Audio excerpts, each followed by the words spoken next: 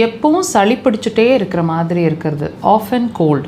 அதாவதுங்க சீசன்ஸ் மாறினாலும் சளி பிடிக்குது, சாதாரணமாக ஒரு டஸ்ட்டில் இருந்தாலும் சளி பிடிச்சிக்குது. ரொம்ப அந்த சளி எப்பவுமே இருந்துகிட்டே இருக்கிற மாதிரி இருக்கிறது, சளி தொந்தரவு அதிகமாக இருக்கிறது. இந்த சிரமத்தில் நீங்கள் இருக்கீங்களா? அப்போ கண்டிப்பாக இந்த பதிவு உங்களுக்கான.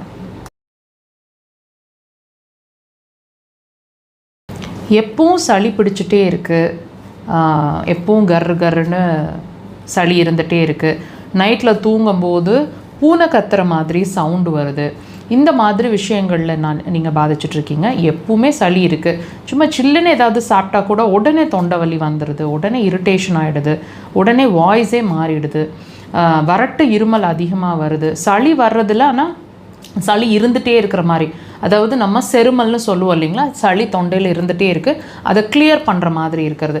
இந்த மாதிரி ப்ரஷ் பண்ணும்போது சளி அந்த டைம் மட்டும் சளி வர்ற மாதிரி இருக்கிறது.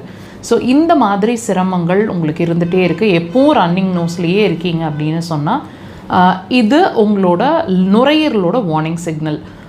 அப்புறம் இந்த நுரையீரலோட வார்னிங் சிக்னல் உங்களுக்கு என்ன சொல்லுதுன்னா, அஃப்கோர்ஸ் நீங்கள் உங்களோட இம்யூனிட்டி லெவலில் ரொம்ப வீக்காக இருக்கீங்க.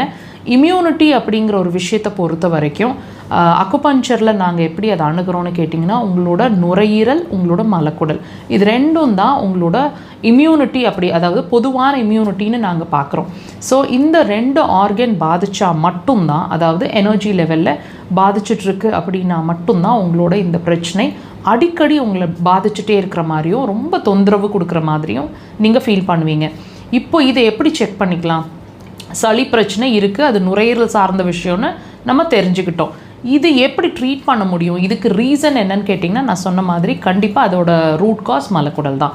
அடிக்கடி மோஷன் போகிறது, டைம் இல்லாமல் மோஷன் போகிறது, 2-3 தடவைக்கு மேலே மோஷன் போகிறது, கேஸ் நிறைய ரிலீஸ் ஆகிட்டே இருக்கிற மாதிரி இருக்கிறது, மோஷன் சரியாகவே போகல, ஒரு தடவை 2 தடவை போனாலும் முழுசாக போன மாதிரியே இல்லை, மோஷன் மறுபடியும் போகும்போது ஒரு ஃபீல் இருந்துக்கிட்டே இருக்கிறது, மார்னிங் பிரேக்ஃபாஸ்ட் சாப்பிட்ட பிறகு தான் மோஷன் போகிற மாதிரி இருக்குது, அன்டைம்லி மோஷனாக இருக்குது, ஈவினிங் தான் மோஷன் போகிறோம், 2-3 நாள் ஆகிடுது, மோஷன் போகிற ஃபீலிங்கே வர மாட்டேங்குது, ஏதாவது மருந்துகள் எடுத்தோ அல்லது கீரைகள், ஃபைபர் கண்டென்ட் அதிகமாக இருக்கிற உணவுகளோ அல்லது பழ வகைகளோ எடுத்து தான் இந்த பிரச்சனையை நாங்கள் சால்வ் பண்ணிகிட்ருக்கோம் டெம்ப்ரரியாக அப்படின்னு நீங்கள் ஃபீல் பண்ணிகிட்ருக்கீங்க இல்லையா?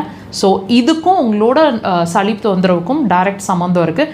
இதை நீங்கள் ட்ரீட் பண்ணாமல் வச்சுட்டு இருந்தீங்கன்னா கண்டிப்பாக இதோட அடுத்த லெவல் உங்களோட ஸ்கின் வரைக்கும் பாதிக்கும், ஸ்கின் சம்மந்தமான பிரச்சனைகளும் வரக்கூடும். ஸோ ட்ரீட்மெண்ட்டை சீக்கிரமாக எடுங்க, அக்குபஞ்சர் சிறந்த தீர்வு.